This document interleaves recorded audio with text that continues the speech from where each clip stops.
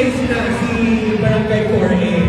Maglalaban na lang sa top 1 or sa maglalaban na lang sa round 1 si Barangay 4A at Barangay San Roque and Tagala. Okay. Third runner-up. So for our third runner-up, we have Barangay 4A. Barangay 4A. Thank you so much.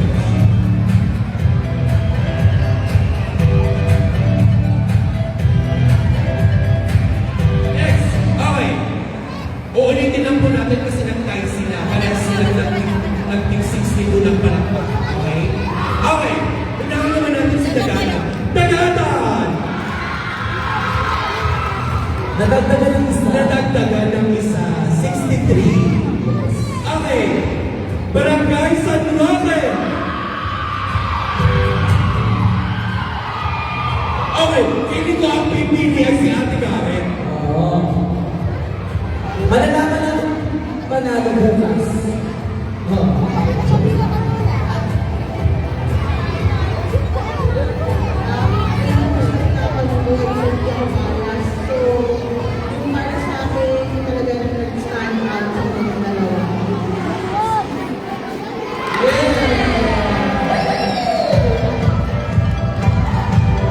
Kaya, ay parehas lang po yun.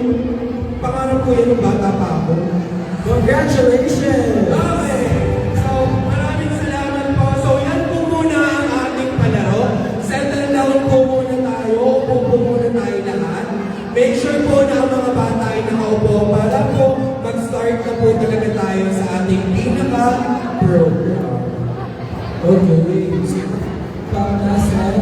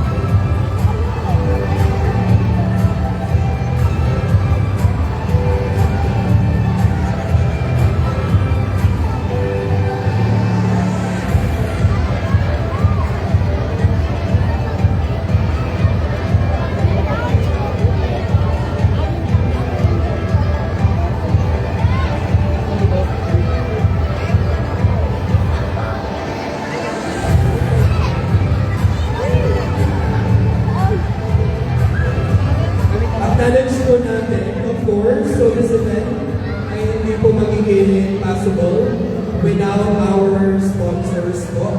Si Konsihal Laika Luna, ayan. So, from Konsihal from Baguio, si Maris Luna, Konsihal John Ador, Mayor Najee Napakata, of course, Doc Carlo Batalla, Doc Karen Batalla Fernandez, Engineer Peter Carcueva, Maria Netuel, and Jason Alano, Ray Barcelona, Ash Lambit, Michelle Algente, SMCD San Pablo, Henses Chicken, Sunday Catering, and McDonald's.